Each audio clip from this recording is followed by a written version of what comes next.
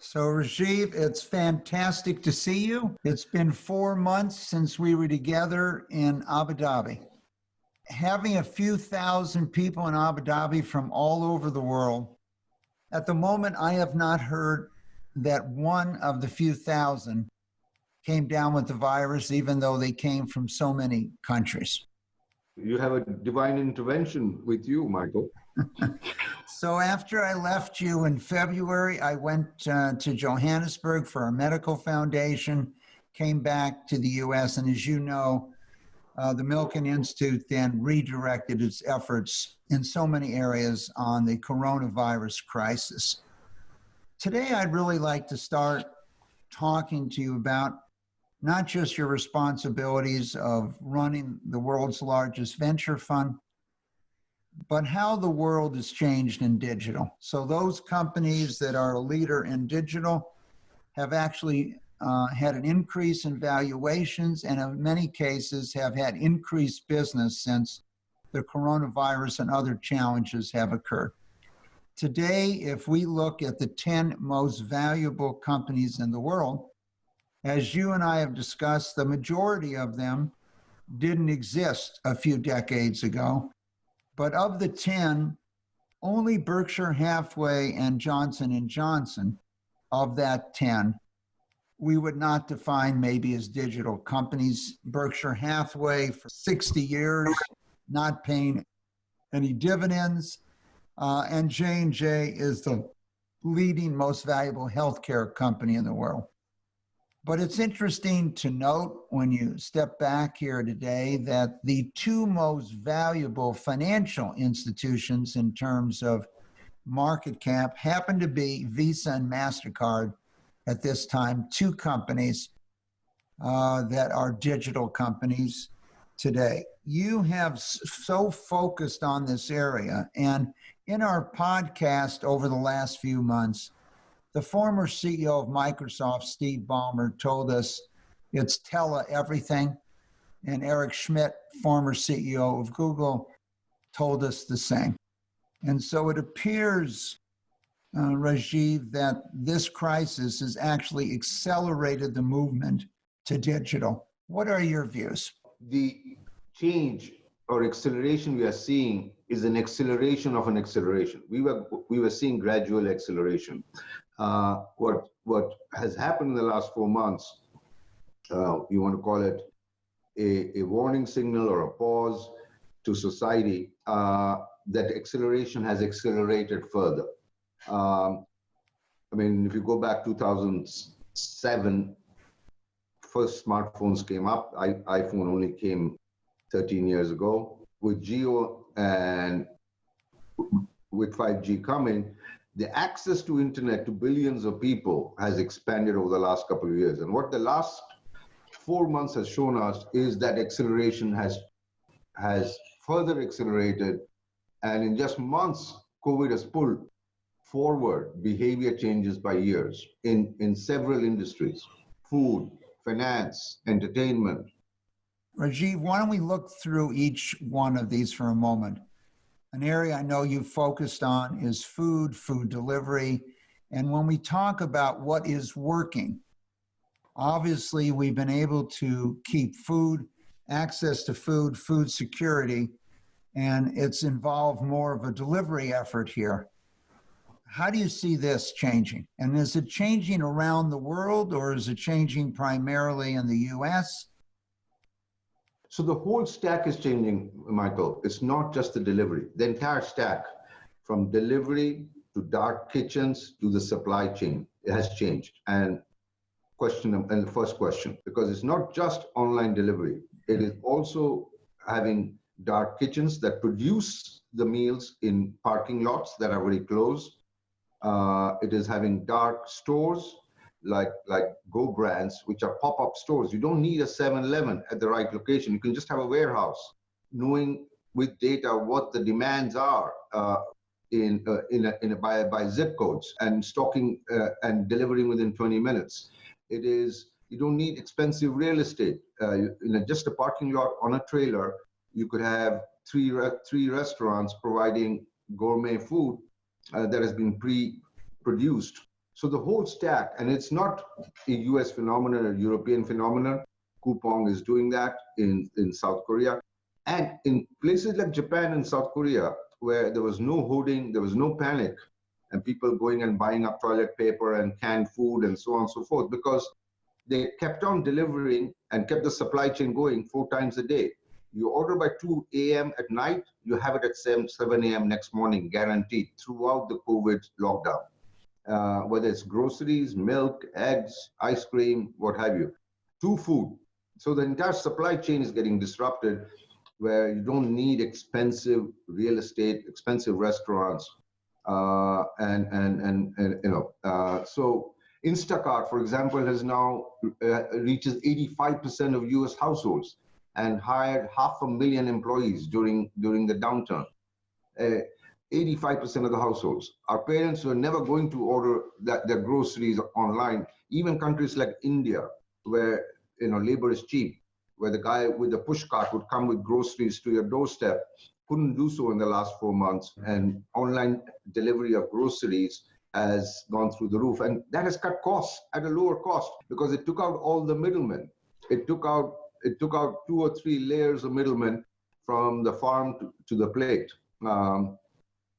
So that's food. Food is major in my view, because and then comes finance, where millions of small businesses accessed loans digitally for the first time due to COVID. In 1990, if you go back, only 30% of Americans owned stocks. Now it was 45, 50% pre-COVID. Another 10%, 30 to 35 million brokerage accounts are getting opened with all the Robin Hoods and the E-Trades and so on. I'm not saying, but we can debate if it's a good thing or bad thing, but they're getting educated. Finance was a privilege for the educated and the rich. Now, even if you have $500 in your pocket or $700, you can open a brokerage account for free. You couldn't dare to go to a JP Morgan or Charles Schwab and open a brokerage account with a net worth of $1,000. Now you can. You can invest in stocks, bonds. I think that's a major seismic shift because over the last 3-4 months. Rajeev, let's talk about other areas of finance: insurance, mortgages, student loans, transfer of money from one part of the world to another. What do you see happening there? They're becoming frictionless because whether you look at PayPal, I mean, if you see PayPal's market cap has gone from 100 billion to 190 billion since January, since in the past 6, 9, 8 months, or Square or Paytm or Alipay in China, because they have the data, they can make better credit decisions, hence better access to credit without going to credit bureaus. So whether it's cross-border foreign exchange, still there are inefficiencies, Mike, because the interchange cost of using a credit card today still is 2%, which is very high. And that will come down with these young companies like Square and others who are providing debit cards, credit cards, where you can open, without doing a 3-week KYC, you can open an account in a day if you want to open a banking account, a checking account. So Rajeev, obviously you've come with a long history and a sophisticated history of knowledge of finance, but one of the real benefits we saw, as you know, last couple years was in Kenya, as people started to get paid on their phone and their mobile phone became their bank. You eliminated the middleman, and many people thought that they had a 20 to 30% raise because the middleman was taking a percentage. Where do you see this digital revolution in finance headed? You're seeing that in India. You brought up Kenya, which was the first to adopt with M-Pesa. You're seeing that in India, where the Modi government made it frictionless, said you cannot charge interchange for less than rupees 2,000 on any transfers. And the biggest beneficiaries are not just the consumers, but also the small merchants. The small merchants paid heavy interest rate to finance working capital when they ran their small shops. Now, they're able, because of their credit history, with whether it's an Alipay, whether it's Paytm, whatever the companies are, whether it's Square, they're able to get access credit at much more commercial terms, because for two reasons: A, the payment vehicle has their credit history; B, they're also keeping some of their cash. They pay them a couple of days later. So the access to credit, and the third biggest thing for the merchant is he doesn't have to take manage his finances. These companies manage and do his tax returns, can do his financials. Most small businesses don't have accountants or audit firms and so on and so forth. So, or a small business could be a small hotel owner, could be a small shopkeeper. There are tens of millions. And as you know, whether it's India, Europe, or US, SMEs produce the biggest employment, is the biggest employment source on the planet. They employ more people than large corporations. So Rajeev, I think for our viewers today, I don't think everyone is fully aware of what India did in terms of digitization, identifying who their citizens are, the ability to transfer money digitally. This country that is going to become the largest country in the world in population and is the back office for most of the world today. Give us a feeling for what they were able to accomplish by identifying their citizens digitally. I think that was through a retina scan. So that was the catalyst. It's called an Aadhaar card, Mike. Every Indian citizen has to have an Aadhaar card to be able to vote, to get a subsidy, has to have it to get a passport. So every Indian citizen, 1.3 billion of them, apart from infants, have to go get their fingerprint and their retina scan and get a digitized card that they need to do large transactions. And what that did, what were the effects of that? That was a major rollout by the previous government, and the effects of that is all the slippage when you provided subsidy, where money got lost along the way between the government and the receiver, now goes directly to their bank accounts. So it mandated every Indian to have a bank account if you're going to receive.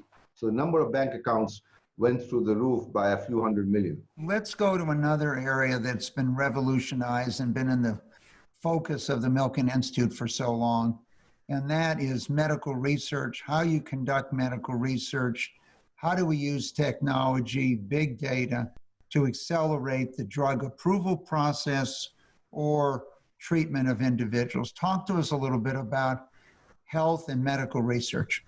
Certainly, sir. If you look socially, Michael, there are two reasons why we have economic or social divide, and that gets predisposed or disadvantages an individual from early on. One is education and one is healthcare.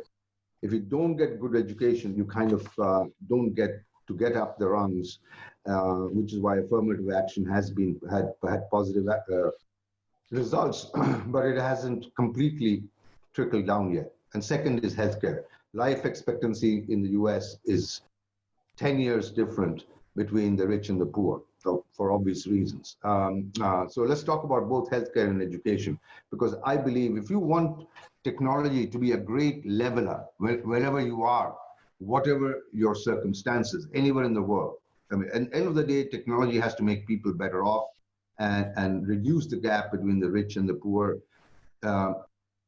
irrespective of where you live, anywhere in the world, and bring the world closer. I think the biggest impact, of course, there's a lot of impact in every industry, but the biggest impact has to be education and healthcare, because that enables the individual to be self-sufficient and independent.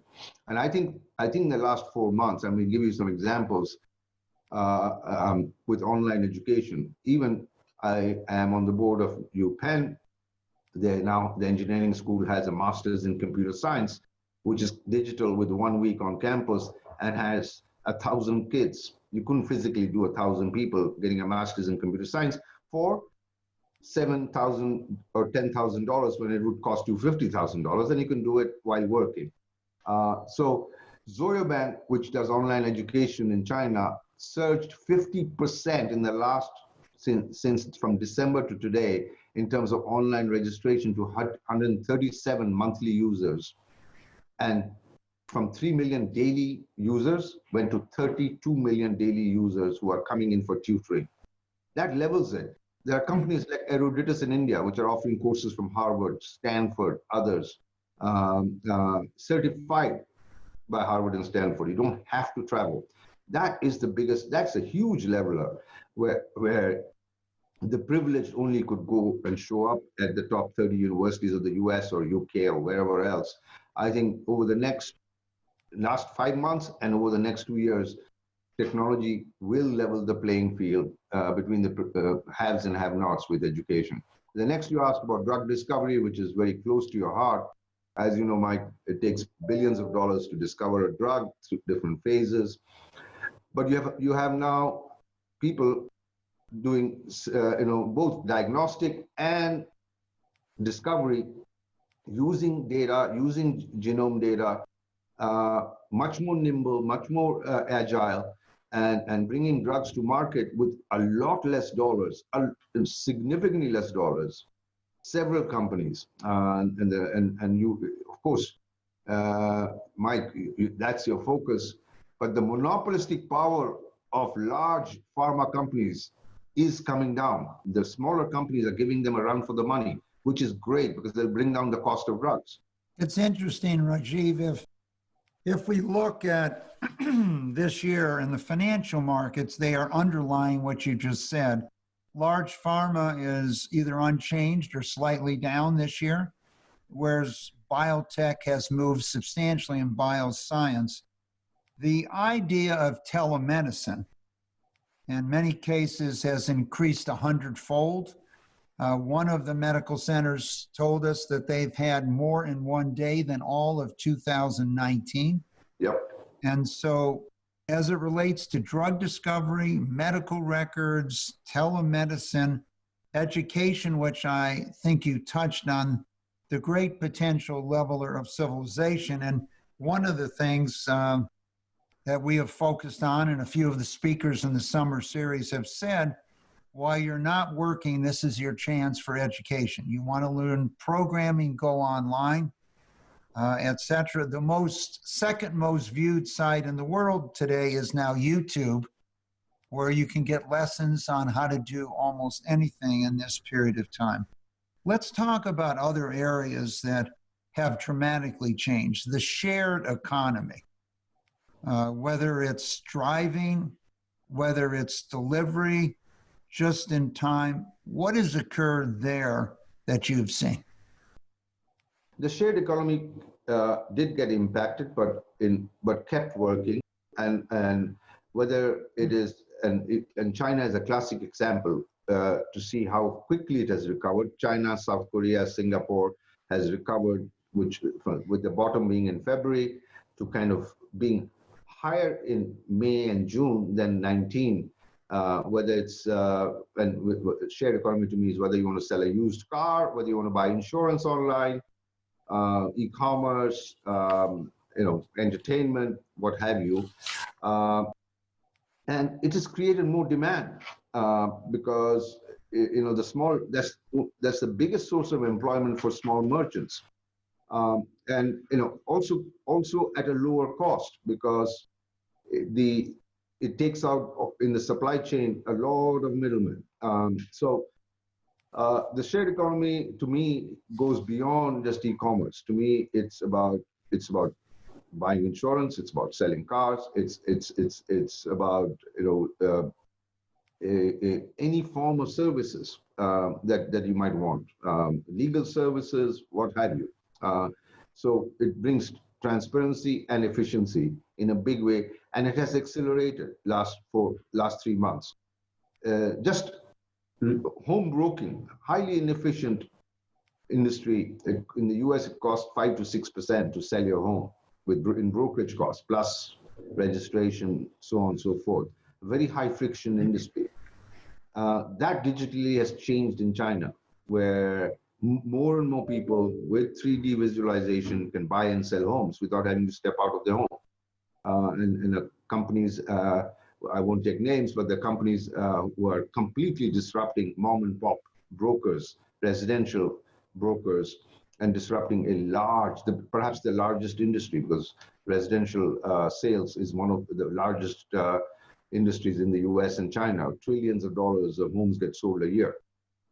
So, Rajeev, for decades, people looked at what might have worked in the United States or Europe and then arbitraged it by bringing it to Asia. In many ways today, what we're seeing happen in Asia, first, we're bringing it back to Europe and the United States. Let's talk, you touched on buying homes and the ability of digitization.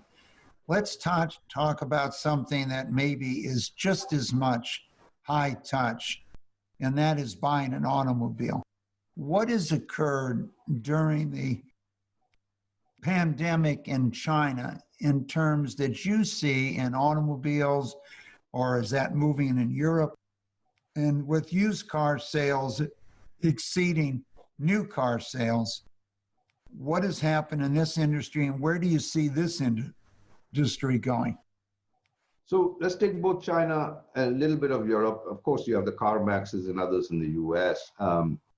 But when you look at the value chain of selling a used car, there are a couple of components. There's the lemon factor. How do you check the value of the car? Because what if it had an accident and it's been painted over?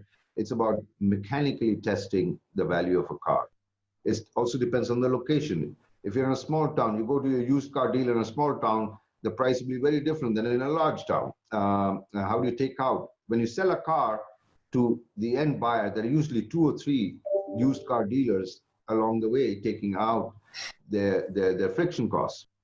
And the third is financing, which goes with selling a used car. When you buy something, you should not only know what price I can sell it at, but where can I finance it? If you package that all together in one platform, where you use computer and data to test the car with stored information, you get a price instantaneously in an hour. Then you put it up for auction. There's a dealer. It opens up to 50,000 dealers across the country with this China, and that's a company called Guozi in China.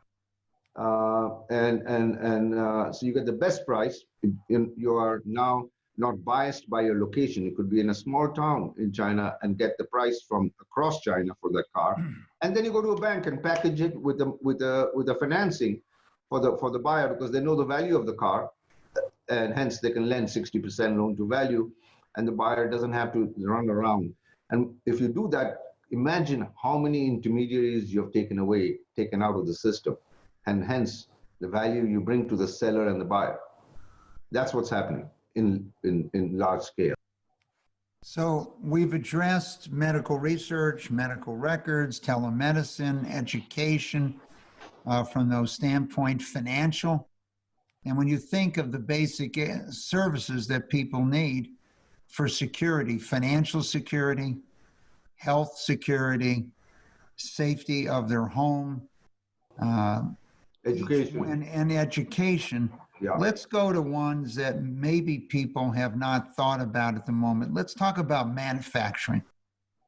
Has this 4-month period of time made you rethink manufacturing? More and more countries are thinking we ought to have manufacturing within inside of our borders, where something has 100 different parts. One part is manufactured in a different part of the world, and you're waiting for that part.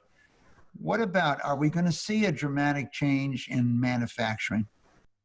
So let me weave that in with geopolitics, Michael, because what brought inflation down in the last, from Deng Xiaoping's times, was China being the source of cheap labor, to scale manufacturing.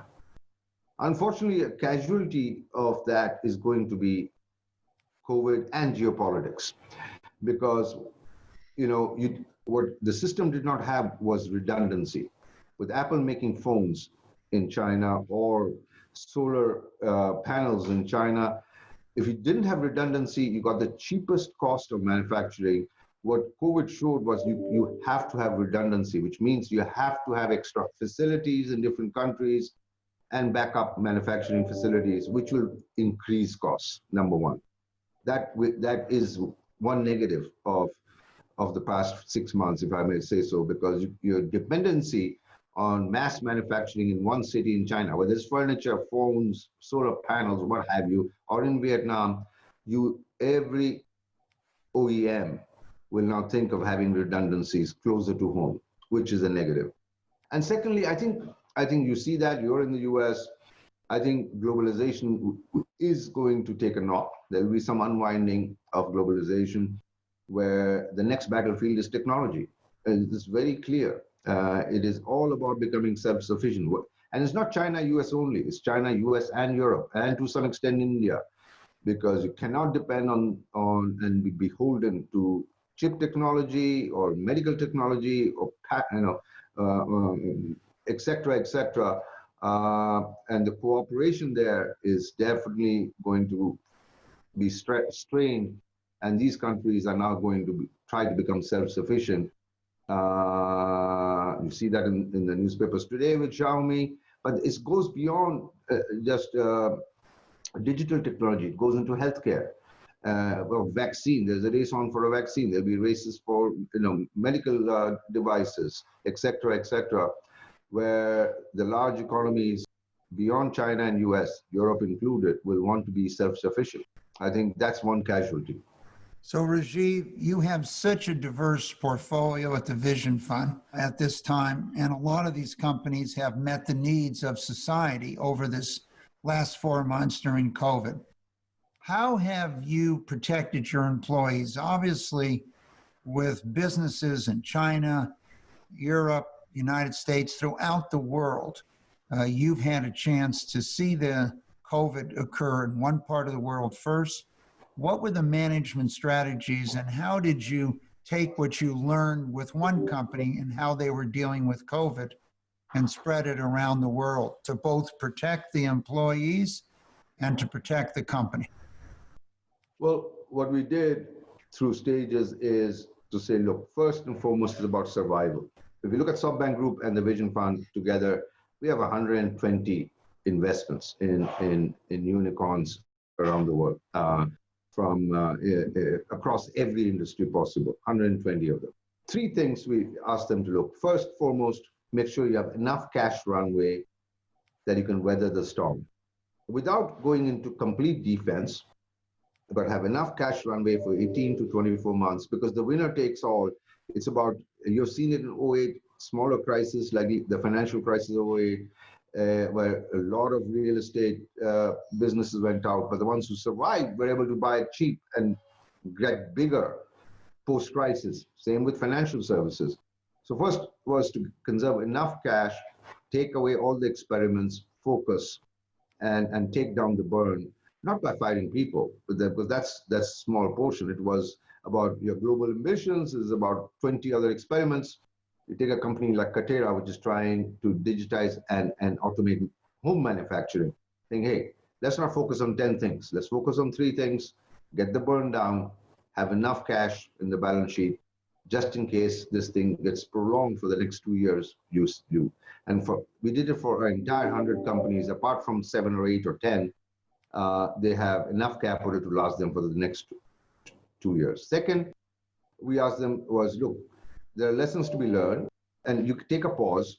Of course, you do a lot of ESG, do good, like Didi, giving free rides to all special services employees in China, because you have spare capacity, use it. Well, Rajeev, you're in almost every new industry in the world today that you're looking at. And do you see the movement of technology more from Asia? What India was able to do, you'd wish that so many other countries in the world could do it. They will, Michael. Before, if you go back 20 years, we took Yahoo to Yahoo Japan. We learned about e-commerce from the US, took it to Alibaba. But now is the time where the disruptions that are happening, you took used cars, the disruptions that are happening in Asia with financial services, whether it's Ant Financial, whether it's Geo now going into e-commerce and financial payments in India. I mean, Geo to me is perhaps the cheapest telecom network to have been created, all 4G per capita, the cheapest. And there's a lot to be learned for every telecom company around the world on how Geo did it at that cost compared to the tens of billions that telecom companies spend rolling out 4G and now 5G. With small cells, etc. I won't go into details. But so bootstrapping innovation, and the West can learn a lot in financial services and telephony, etc. from the East, which can go back into US and Europe. China obviously leads because of scale, whether it's financial, whether it's food delivery with Meituan and Ele.me, or whether it's we mentioned about car sales, telemedicine. Telemedicine has become huge in China because of the large landmass. So, as in closing, Rajeev, we're in a political year in the United States that you know that. How do you see the election, which is both for the presidency of the United States, the Senate and Congress, plus many state houses? How do you see that affecting the world that you're in over the next few months? I'll take a fifth on that, Michael. I'm not a US citizen, but I can tell you this. I'll tell you this, and I'll repeat that globalization, the unwinding of globalization is going to happen. And mark my words, tech is the next battlefield, which is a shame because countries believe they need to have their own infrastructure, companies, their own companies, rather than knowledge sharing and economic efficiency, which came from scale, where even Europe now, or US is saying, look, forget about Xiaomi, should we use Ericsson and Nokia for our telecom equipment? Why don't we have our own US equipment manufacturer for 5G rollout? Which is a shame because you need scale. And the same is happening with life sciences because R&D, the next vaccine, if it comes up in China first, there'll be fear, will it be shared properly? Because scale production will take a while. So cooperation in R&D, in research, in getting scale benefits is a casualty because of the elections. And that's the next frontier of the battlefield. Well, speaking of that, in closing, Rajeev, this year, between March and June, the increase in value of Microsoft, Apple, and Amazon exceeds the value of all but 5 other companies in the world in this period of time. So the market has told us in many ways has been gravitating to technology, a place that you have been for a number of years. We wish you good health. Thank you, Michael. We wish your family good health. I know your son is sequestered in San Francisco working for a venture capital firm. Your daughter has now built a wellness app to keep all of us healthy online. I'm hoping your wife is designing new buildings and architectural structures that we can see. And I'm just so happy as you and I group with thousands of others in February that we've all remained healthy. See you soon, Michael. Thank you so much for taking time. Thank you, Rajeev. Bye-bye. Bye-bye.